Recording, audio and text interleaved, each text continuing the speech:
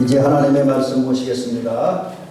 같이 보실 하나님의 말씀은 신약성경 에베소서 5장 1절부터 4절까지 보시겠습니다.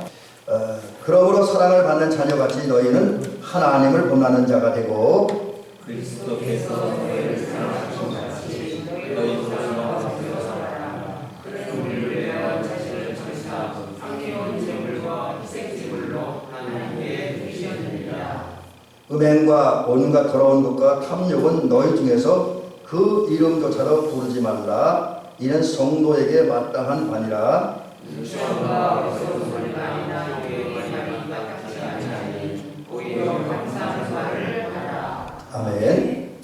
오늘 우리 같이 들으실 하나님의 말씀의 제목은 하나님을 본받는 그리스도인, 다른 말은 예수 그리스도를 닮는 그리스도인, 이런 제목으로 함께 말씀을 드립니다.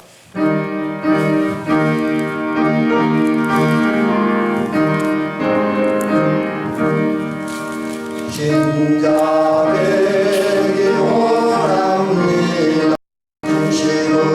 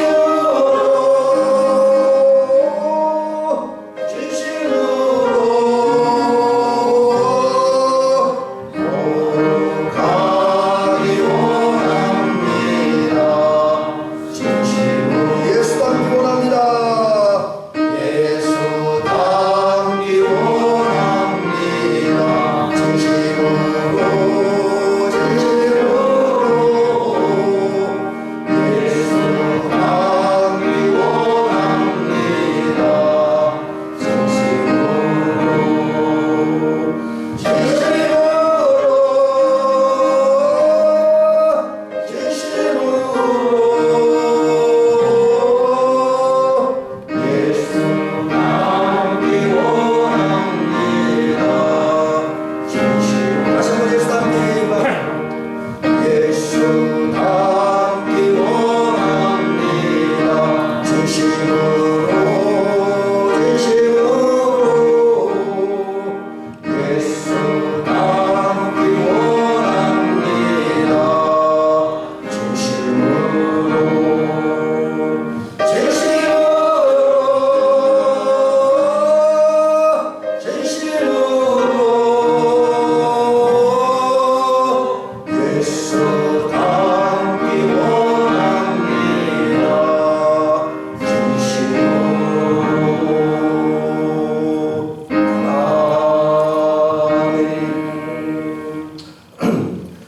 이 찬송은 여러 가지 다양한 형태 중에 찬양 중 하나인데 흑인들이 부르는 찬송이라서 흑인 연가라고도 이야기를 합니다.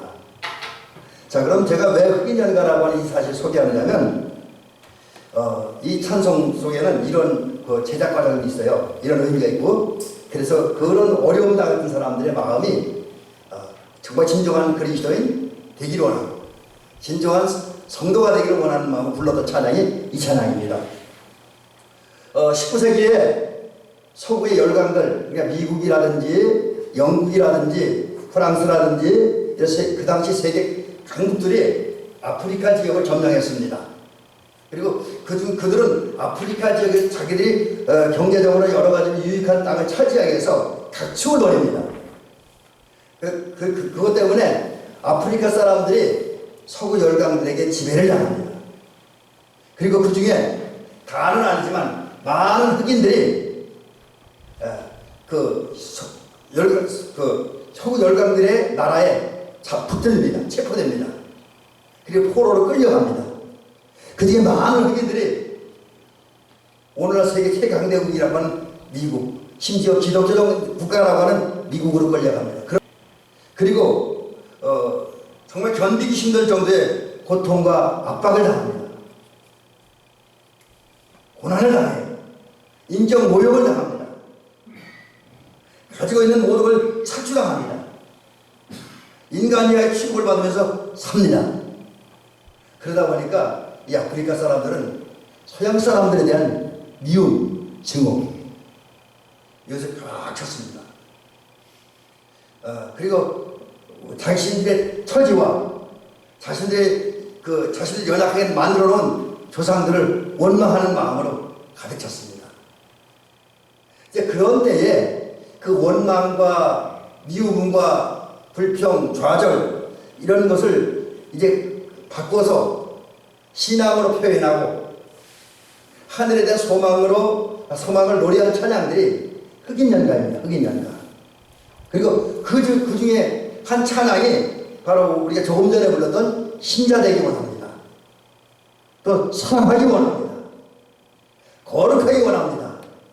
예수 닮기 원합니다. 라는 찬양입니다. 그런데 이 찬양을 찬양이 만들어진 과정은 이와 같습니다. 어느 날 한 흑인이 미국인 목사님이었던 한 목사님을 찾아옵니다. 갑자기 윌리엄 데이비스라고 하는 목사님을 찾아와요. 제가 목사님 이름이 잠깐 생각이 안 났었는데요. 윌리엄 데이비스라고 하는 목사님을 찾아옵니다. 그래서 상담합니다. 그러면서 신앙 고백을 합니다. 그때 이 상담 중에 한 흑인이 윌리엄 데이비스 목사님에게 이런 고백을 하고 이런 질문을 해요. 목사님, 저는 참 하나님의 신자가 되고 싶습니다. 진정한 신앙이 되고 싶습니다. 그런데 문제는 내 안에 서양인들을 향한 원망, 불평, 미움, 증오심 이것이 내가 참 신자가 되고 참 그리스도를 살아가는데 방해가 됩니다. 그렇다고 한다면 이런 때 나는 어떻게 해야 됩니까? 무엇을 해야 내 안에는 미움과 증오와 어떤 불평 이런 낙심 이런 잘못된 마음 부정적인 마음을 다 정리하고 거룩한 마음을 가지고 사랑의 마음을 가지고 하나님을 섬기는 빛의 삶을 살아가는 진정한 성도가 될 수 있습니까? 이렇게 묻습니다. 이 질문을 받은 윌리엄 데이비스 목사님은 사실 별 대답할 게 없었어요. 뭐라고 대답합니까? 거기다가 사실의 상황이 그런데 그래서 이분도 아무 대답을 못하고 그저 기도하고 고민하는 가운데에 어느 순간 하나님 영감을 주셔서 찬양한 찬송이 바로 우리가 조금 전에 불렀던 신자되기 원합니다. 사랑하기 원합니다. 거룩하기 원합니다. 예수 닮기 원합니다라는 찬양입니다. 이 찬송을 좀 더 살펴보면 여기 저는 그 단어 숫자까지는 안 쉬어봤는데 제가 이 찬양을 이렇게 조사하면서 어떤 자료를 보니까 이 463장이라는 한 찬양 안에 진심으로라고 하는 말이 20번이 등장하네요.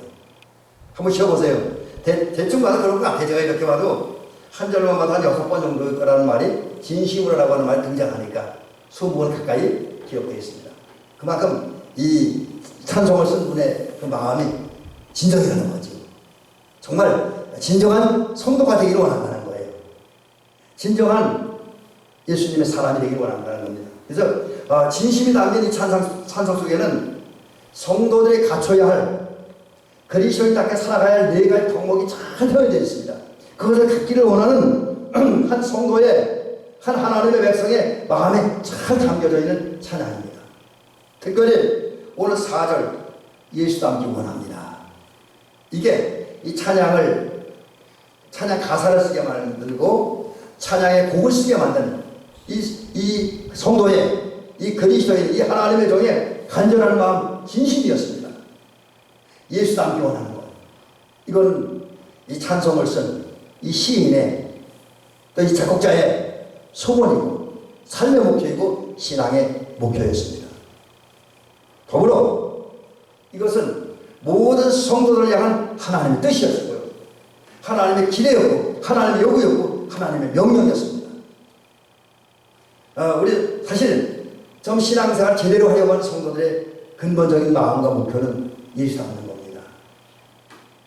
여러분 실제로 우리 예수 닮아야 돼요. 우리가 아무리 많은 능력과 은사를 가지고 있다 할지라도 아무리 많은 일을 하다 할지라도 우리가 예수 닮지 못한 상태에 사는 것도 의미가 없습니다. 가치가 없습니다. 예수 닮은 후에 그 후에 그걸 바탕으로 이루어진 은사와 능력과 그 은사와 능력으로 이런 나타난 결과와 열매들이 가치가 있는 겁니다. 기본적으로 성도는 예수를 닮아야 됩니다. 네, 그리스도인이라는 말이 그리스도에 속한 자, 그리스도를 따르는 자라는 의미가 있으니까 그런 의미에서 봐도 성도들은 예수를 닮아야 됩니다. 그래서 진정한 성도의 삶의 목표는 신앙의 목표는 예수 닮는 것이어야 됩니다. 또 하나님의 소원도 그거예요. 하나님도 우리를 은혜로 선택하시고 당신의 은혜를 주심으로 우리를 하나님 자녀 삼으신 다음에 자녀된 우리들에게 요구하는 게 나를 본받으라는 거예요. 하나님을 닮으라는 거예요. 그래서 오늘 본문 1절에 보세요. 뭐라고 그럽니까? 하나님을 본받는 자가 되라. 하나님을 본받는 자가 되라는 거죠. 이건 단순히 하는 얘기가 아닙니다. 명령입니다. 명령. 여러분 명령은 어떤 의미가 있습니까?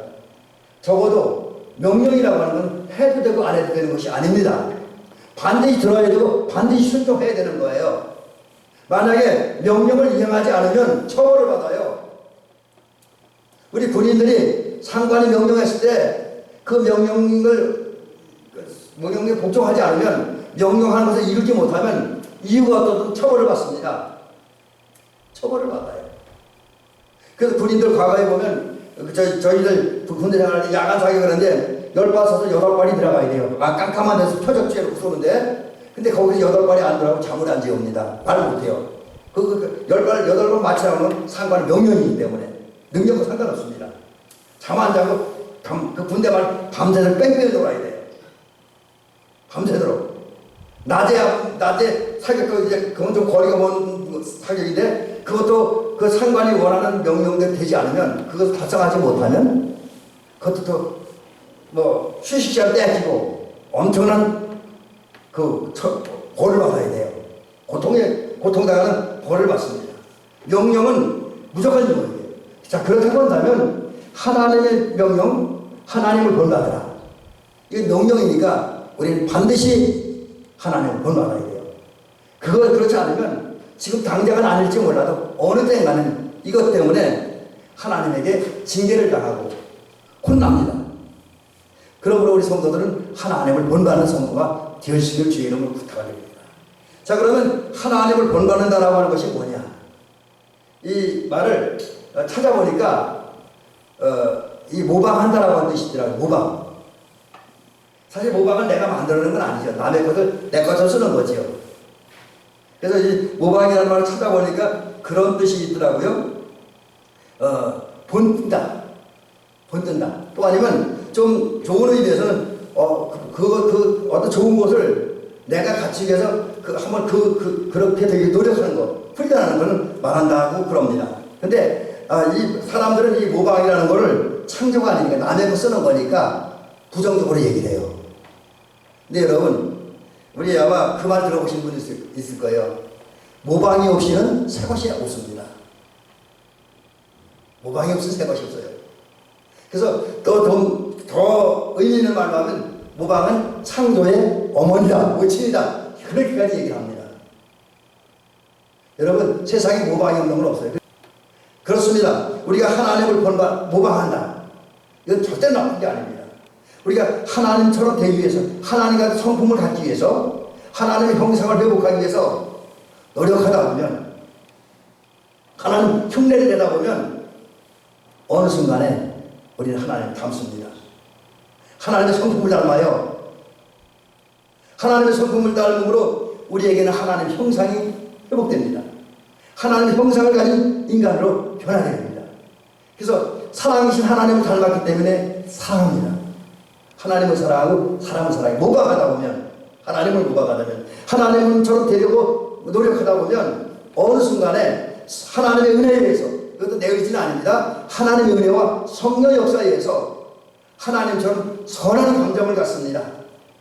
선한 감정을, 좋은 감정을 갖습니다. 또 하나님처럼 되려고 노력하다 보면, 하나님을 모방하려다 보면 하나님의 은혜를 거룩해집니다. 물론 완전하진 않아요. 거룩해집니다. 또 지식이 생겨서 하나님을 알게 돼요. 하나님을 느끼게 되고 하나님을 경험하게 됩니다. 하늘나라를 알게 돼요.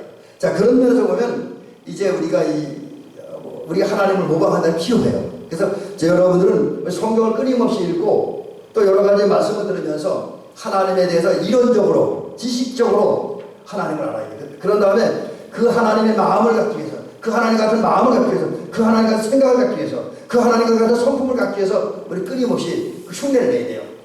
안 돼도 자꾸 내야 돼요. 내다 보면 하나님도 오셔서, 특별히 하나님 먼저 은혜를 베푸시면 어느 순간에 하나님을 닮아가게 되어집니다. 그러면 우리 하나님의 요구를, 하나님의 뜻을, 하나님의 소원을 이루는 성도가 될 수 있고, 우리 성도 개인으로 볼 때는 나의 신앙의 목표, 삶의 목표를 성취하고 주변 사람들에게는 성숙한 그리스도인의 모습을 증명하는 역사가 있게 될 것입니다. 그런 면에서 보면 우리 하나님을 닮기 위해서 그 하나님의 흉내를 내고 하나님을 모방하는데 열심을 내야 됩니다. 그래서 그 과정을 거치면서 하나님을 닮는 은혜가 있기를 주의 이름을 간절히 부탁드립니다. 자, 그러면 그 다음에 우리가 생각해 볼 게, 왜 우리가 하나님을 닮아야 되는가? 왜 하나님을 닮아야 되는가? 이 질문에 대한 대답을 오늘 본문 1절에서는 이렇게 내려주고 있습니다. 그러므로 사랑을 받는 자녀같이. 여러분, 이 말씀에 의하면 우리가 하나님을 본받아야 되고 하나님을 닮아야 되죠. 하나님의 형상을 회복해야 되는 이유는 하나님의 자녀이기 때문입니다. 여러분, 우리 여기 계신 장로님이나 우리 권사님들, 우리 모든 집사님들은 아이들을 키워봤으니까 알죠. 아이들은 자연스럽게 엄마 아빠를 닮잖아요. 사실 저는 이런 얘기를 해서 죄송하긴 하지만 여러 가지 면에서 우리 아버지 별로 안 좋아한다 그러는데도 우리 식구들이, 특별히 사모님 저보고 그럽니다. 당신 형제들 중에서 당신 아버님을 제일 많이 사는 사람은 당신이요, 그 얘기를 하더라고요. 팔 흔들면서 다니는 거나 얼굴 모습이 아버지 꼭 빼닮았대요. 그렇습니다. 자녀는 부모를 닮게 되어 있습니다. 엄마 아빠를 닮게 되어 있습니다. 성격을 닮든 재능을 닮든 아니면 외모를 닮든 뭔가 닮게 되어 있어요. 자, 그런 면에서 본다고 하면 우리 하나님의 자녀잖아요. 하나님의 자녀라면 하나님을 닮아야 됩니다. 우리가 하나님의 자녀가 되었다는 건 이미 우리 큰 은혜 받은 것 아닙니까? 우리 잘 알다시피 우리 하나님의 자녀가 될 수 없어요. 아니, 전에는 하나님의 자녀가 아니었습니다. 오히려 마귀의 종이었고 죄의 종이었고 어둠의 자식이었습니다. 그런데 하나님께서 이런 우리들을 자녀로 만들기 위해서 역사하셨어요. 예수 그리스도를 보내시고 십자가 달려 죽게 하심으로 구원의 역사를 완성하셨습니다. 그리고 성령을 보내셨고 성령을 통해서 사람들의 마음을 움직이셔서, 우리의 마음을 움직이셔서 생각을 움직여서 우리로 하여금 예수님을 영접하고 믿을 수 있는 마음과 생각을 심어주셨습니다. 거기에 더하여 성령은 우리 안에 계속 역사하심으로 우리로 하여금 예수님이 믿어지는 은혜, 예수님이 우리의 주와 그리스도, 예수님이 우리의 목자로, 우리 친구로, 우리의 돕는 자로 믿어지는 은혜를 주셨습니다. 그런데 이것도 하나님의 은혜, 믿는 순간 하나님은 우리를 자녀 삼으셨잖아요. 그래서 영접하는 자, 곧 그 이름을 믿는 자들에게는 하나님의 자녀가 되는 권세를 주셨다고 선언하셨습니다. 근데 여기 끝나지 않고 이렇게 우리를 하나님의 자녀 삼으신 주님께서는 또 우리 안에 역사를 하셔요. 어떻게? 양자의 그 성령을 보내셔서 우리로 하여금 하나님을 아빠 아버지, 그냥 아버지가 아니라 아빠 아버지, 아빠랑 친근을 나타내는 거예요. 다정한 아버지, 친근한 아버지, 뗄래야 뗄 수 없는 아버지로 모시고 부르게 하셨습니다. 그리고 우리가 하나님의 자녀인 것을 증거합니다. 자, 이런 하나님의 은혜로 하나님의 자녀가 됐으니 하나님의 자녀된 우리들은 마치 육신의 아들이 육신의 엄마 아빠를 닮는 것처럼 우리 영적으로 하나님의 자녀된 우리들은 이 영적인 아버지인 하나님을 닮아야 됩니다. 곧 오늘 본 말씀대로 하나님을 본받아야 되는 거지. 여러분, 내가 하나님의 자녀가 된 것을 감사하면서 우리 자녀 삼으신 아버지 하나님을 닮는 저와 여러분들이 되시기를 주의 이름으로 간절히 부탁드립니다. 자, 그러면 이제 오늘 얘기 가운데 어쩌면 가장 많은 부분을 해서 얘기해야 될 것이고, 또 오늘 본문에 또 오늘 말씀의 결론이고 교훈이라고 할 수 있는 그 부분을 이제 마지막으로 이렇게 한번 말씀드려요. 물론 마지막이라도 이게 짧진 않지만요. 여러분, 저와 여러분들이 하나님을 본받기 어떻게 해야 되냐. 이제 하나님을 본받는 길을 오늘 본문 2절과 3절과 4절을 통해서 한번 말씀을 드려보려고 합니다. 자, 첫째로 이제 여기 오늘 본문 2절부터 4절을 보면 우리가 하나님을 본받는 방법질은 크게 보면 두 가지가 나타나 있고 세부적으로 보면 네 가지 정리할 수 있습니다. 그런데 저는 이제 이것을 종합적으로 해서 두 가지 면을 둘로 나눠서 이렇게 소개를 해드리려고 그럽니다. 죄송합니다. 자, 첫 번째로 우리가 하나님을 본받기 위해서는 해야 할 일이 있습니다. 두 번째는 하나님을 본받기 위해서 하나님을 닮기 위해서 하지 말아야 할 일, 버려야 할 일이 있습니다. 이게 두 가지인데 그 두 가지 다시 구분해서 말씀드립니다. 먼저 우리 성도들이 하나님을 본받기 위해서 해야 될 일이 뭐냐? 하나님을 본받기 위해서 해야 될 일이 뭐냐는 거죠. 그것은 오늘 본문에 보니까 우리가 순결한 삶을 사는데 우리가 이제 그 본받기 살 일은 먼저는 하나님이 우리 사랑하신 것처럼 우리 사랑 가운데 행하는 저와 여러분들일 줄로 믿습니다. 여러분, 하나님은 먼저 우리 사랑하셨습니다. 저는 이 하나님의 사랑을 이야기하면 늘 호세아가 생각납니다. 호세아. 하나님의 명령을 받은 호세아는 그 안에 고멜을 사랑하잖아요. 근데 고멜이 어떤 여인입니까? 남편을 버리고 도망가던 여인입니다. 그것을 끝났으니까 불러다 놓으니까 또 도망가서 이번엔 창기가 되어버렸습니다. 다른 남자에게 돈을 팔려서 창기 역할을 하는 그런 여자였었습니다. 근데 하나님은 그런 고멜을 그것도 그냥 데려오냐 돈을 주고 데려오는 거죠. 그래서 호세아서에 보면 약간의 값을 지불하고 고멜을 데려오잖아요. 이 말씀이 상징하는 게 뭐냐면 고멜은 방탕하고 타락, 부패하고 범죄한 이스라엘 얘기하는 거죠. 그러한 고멜을 아내로 맞아들이는 그런 호세아는 그 범죄하고 추악한 여인까지도 사랑하는 하나님을 말하는 거예요. 그러니까 이 말씀은 뭐냐면 하나님은 범죄하고 추악하고 더럽고 부패한 도저히 사랑할 수 없는 오히려 매를 쳐도 시원찮은 그런 사람도 그런 이스라엘 그런 인간들도 사랑하신다는 거죠. 또 예수님도 우리 사랑하는데 예수님의 사랑은 어떤 것이냐. 물론 그것도 포함되고 거기에 더하여 요한복음 13장 1절에 보니까 예수님은 하나님의 사람들, 당신의 사람들 끝까지 사랑하셨다. 변치 않고 끝까지 사랑하셨다라고 하는 거죠. 그런 하나님의 사랑을 성경은 그렇게 얘기를 하잖아요. 그 하나님의 사랑을 표현한다라고 아가페인데 이 아가페에 의하면 우리를 향한 하나님의 사랑은 순수한 사랑이에요. 이물질이 끼어있지 않아요. 아낌없이 주는 사랑, 가장 소중한 것을 주는 사랑, 그리고 희생적이고 헌신적인 사랑입니다. 그런 하나님의 사랑이 십자가에 달려 죽으신 예수님의 십자가 사건을 통해서 나타났습니다. 아직 개인된 우리를 위해서 우리가 아직 개인되었을 때 그리스도께서 우리의 십자가에 달려 죽으셨습니다. 그 사건을 통해서 예수님은 하나님의 사랑을 증명하셨고 하나님은 그 예수님을 죽게 하심으로 우리를 향한 하나님의 사랑을 실천하셨습니다. 자, 그런 하나님께서 우리에게 말씀하는 거죠. 1차적으로는 마음을 다하고 뜻을 다하고 성품을 다하고 힘을 다하여 주 너희 하나님을 사랑하라. 다른 성경은 목숨을 다하여 하나님을 사랑하라. 그리고 그 마음으로 네 이웃을 내 몸같이 사랑하라. 예수님은 내가 너희를 사랑한 것처럼 십자가에 달려 죽으시면서까지 너희를 사랑한 것처럼 너희도 서로 사랑하라고 말씀을 하고 있습니다. 그러므로 우리 사랑했는데, 근데 이 말씀을 하면서 저는 자신이 없어지더라고요. 그게 뭐냐면, 내가 하나님처럼 내 가장 소중한 것을 죽이면서까지 누군가를 사랑할 수 있을까? 그걸 못하겠더라고요. 여러분 어떠세요?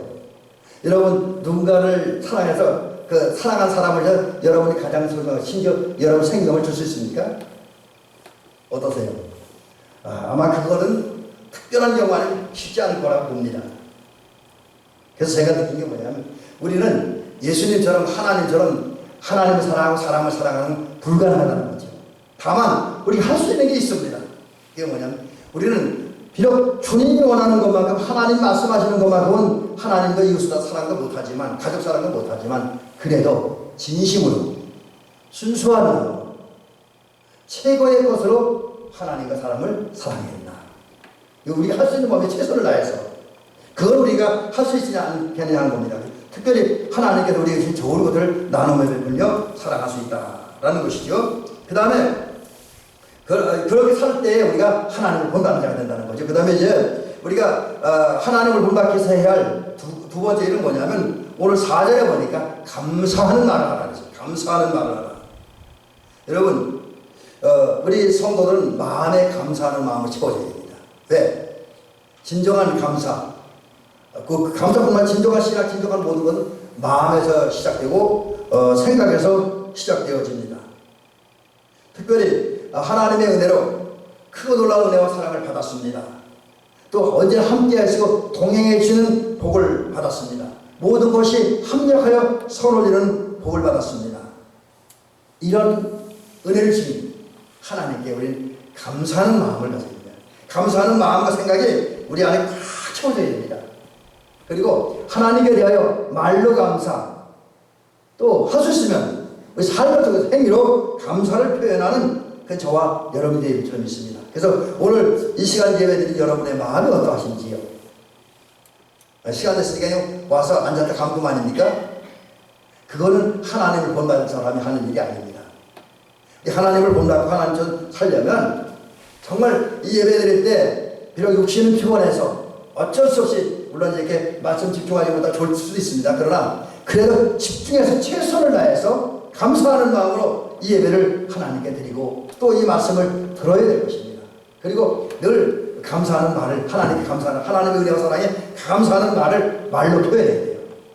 아울러 우리는 하나님께 감사하는 것이 아니라 내 주변에 있는 사람들, 오늘 나와 함께 살아가는 내 가족들, 나와 함께 예배드리는, 나와 함께 신앙생활하는 그 한 교회에서 예배드리는 성도들의 감사하는 마음을 가져야 돼요. 또 오늘 나를 위해 기도해주는 하나님의 사람들 위해서 또 우리 주님을 위해 헌신하는 그런 하나님의 사람들에게도 감사하는, 또 그 외에 이제 오늘 시대에 함께 살아가는 모든 사람들의 감사하는 저와 여러분들이고, 그 감사하는 것을 말로 표현하는 그런 삶을 살 때 우리는 하나님을 닮는 성도가 되어질 수 있다라는 것이죠.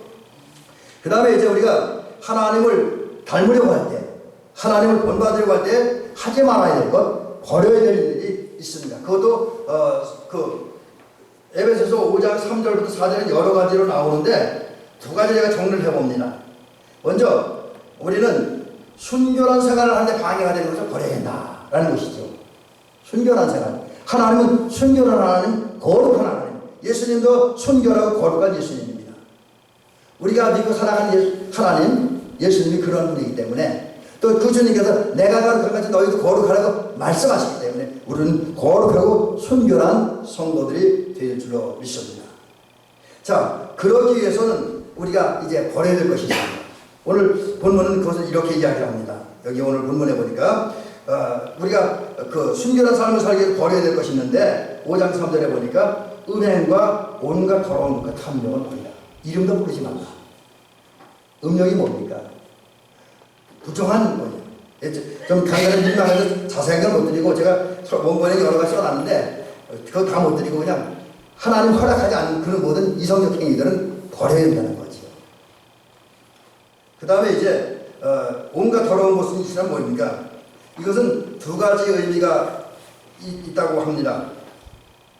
두 가지 의미죠. 윤리적으로 신앙적으로 추하고 더러운 모든 언행을 말하는 거지. 이거 말씀 안 들어도 여러분이 이해할게요. 윤리적으로나 신앙적으로 추하고 더러운 것들 많이 있잖아요. 그걸 버리라는 거지. 그 다음에 또 하나의 의미는 뭐냐면 성경에서 빗나간 신앙 이론과 그 다음에 불신앙적인 사고방식들, 그런 문화나 행위들을 버리라고 하는 거죠. 예를 들면 요즘에 유행하는 뭐 동성애라든지 이제 뭐 차별금지법이라든지 또는 이제 비신앙적이고 잘못된 문화나 제도들, 또 이론들, 학문들, 이것을 버리라고 하는 거죠. 또 5장 20절부터 21절에 보면 우상숭배, 주술, 원수 맺는 것, 분쟁, 시기, 당짓는 것, 분냄하는 것, 분열하는 것, 투기하는 것, 이단, 술 취함, 방탕함, 이런 것들이 온갖 더러운 것에 속하니까 이것도 버려야 된다라는 것이죠. 그 다음에 이제 탐욕을 버려야 된다. 우리가 순결한 생활에 방해가 되는 버리기 위해서는 탐욕을 버려야 된다. 탐욕이라는 건 욕심이죠, 욕심. 근데 여기에도 이제 여러 가지 의미가 있는데 두 가지 의미가 있다라고 그래요. 그러니까 하나는 소돔성 사람들을 생각합니다. 소돔과 고모라 사람들 생각하는데 이건 앞에 음란과 좀 연결돼요. 음란과도 연결이 되어지는데 끊임없는 잘못된 욕망을 추구하는 그 삶을 버려야 된다. 이성간에 있어서. 그 다음에 또 하나는 하나님이 우리 삶에 필요한 걸 주셨습니다. 근데 그것에 만족하지 못하고 더 많이, 더 크고, 더 좋은 것, 더 새로운 것을 가지려고 하는 욕망들인데 이 욕망들은 죄를 범하게 원인이 되고 우리로 하여금 순결한 삶을 사는데 곧 하나님을 닮는 데 방해가 되는 것이니 버려야 된다. 이렇게 말씀을 하고 있습니다. 그래서 오늘 본문에 있는 것처럼 대백의 성도님들은 거룩한 삶을 살기 위해서 곧 순결한 삶을 살기 위해서 곧 하나님을 닮는 그리스도인이 되기 위해서 은행과 온갖 더러운 것과 탐욕을 과감하게 버리고 그것은 이름도 부르지 말아야 됩니다. 그 다음에 마지막 하나는 여러분 여기 오늘 본문에 보니까 거룩한 삶에 방해가 되는 것을 버려야 된다. 거룩한 삶에 방해가 되는 게 뭐냐? 여기 보니까 누추함과 어리석은 말이나 희롱이라고 했습니다. 누추함. 이 누추함이라고 하는 것은 부끄러움다, 수치스럽다라는 그런 의미를 가지고 있습니다. 그래서 우리는 하나님과 사람한테 부끄러운 말이나 수치스러운 말, 그래서 우리가 함으로써 성도 하나님의 영광을 가리고 성도의 얼굴을 뜨겁게 가는 그런 말들과 행동을 하지 말아야 된다라는 것이죠. 그 다음에 어리석은 말은 원래 그 기본적인 의미는 낮은 지능의 사람들이 하는 말. 그래서 아무런 주의가 도움이 되지 않는 말인데 우리 살면서 내가 하는 말이 나의 신앙생활, 나의 삶 또는 주변 사람들에게 도움이 되지 않는다고 여겨지면 그런 말은 절대로 하지 말아야 된다라는 거죠. 그 다음에 실언의 말을 하지 말아라. 오늘 우리가 거룩한 삶을 사는데 방해가 되는 행위를 버리기 위해서 실언의 말을 버려야 된다. 이 실언의 말은 원래 기본적으로는 농담, 또 익살, 유모라고 하는 것은 남을 웃기기 위해서 말하는 행동이나 말을 말하는 거잖아요. 근데 이런 의미에서는 이 실언의 말이 나쁜 의미는 아닙니다. 사실 우리는 다른 사람의 기쁨을 주기 위해서, 웃음을 주기 위해서 때로는 적절하고 유익한 농담도 할 줄 알아야 돼요. 적절하게. 농담을 전혀 안 하면 재미가 없습니다. 적절한 농담은 필요하지만 그러나 이 농담, 이것이 변질되고 나면 이제 실용의 말이 되는데 실용의 말이라고 하는 것은 어떤 의미냐면 저질스러운 농담, 상스러운 말, 독설, 도움이 되지 않는 말, 뭐 이런 의미를 가지고 있더라고요. 그래서 다른 성경도 그렇게 번역하면 농담, 저속한 농담, 유치한 농담, 점잖지 못한 농담, 무례한 말, 독설 이렇게 번역을 합니다. 그래서 우리가 농담을 하는데 다른 사람의 기쁨을 주고 유익을 주고 행복을 주는 농담을 하지만 이상한 말, 상스러운 말이나 독설, 남을 모독하고 심하게 욕하는 그런 말이라든지 점잖지 못한 그런 농담은 삼가해야 된다라는 것이죠. 그래야 하나님 닮은 것이다. 우리가 만약에 우리의 말 속에서 저속한 농담을 하고 또 남의 상처는 독소를 퍼붓고 점잖지 못한 말, 또 예의 없는 말을 한다고 한다면 그거는 하나님 닮는 데 전혀 도움이 되지 않습니다. 이제 말씀 마치겠습니다. 여러분, 우리 하나님은 오늘 우리에게 하나님을 닮으라고, 하나님을 본받으라고, 곧 하나님의 형상을 가진 사람이 되라고 명령하십니다. 이 명령에 순종하시기 바랍니다. 그래서 오늘 본문에서 말씀대로 하나님의 자녀이기 때문에 이제 하나님을 본받는데, 그러기 위해서 하나님을 사랑하는 것처럼 우리도 하나님의 사람을 사랑하고요, 늘 감사하는 말을 하고, 그 다음에 누추함과 어리석은 말, 희롱의 말, 또 음행과 온갖 더러운 것, 하나님을 본받는데 전혀 도움이 되지 않는 이런 것은 과감하게 떨쳐버리므로 하나님을 닮는, 그래서 하나님의 형상을 가진 위대한 대적의 성도들이 되었으기를 주님의 이름으로 축원합니다.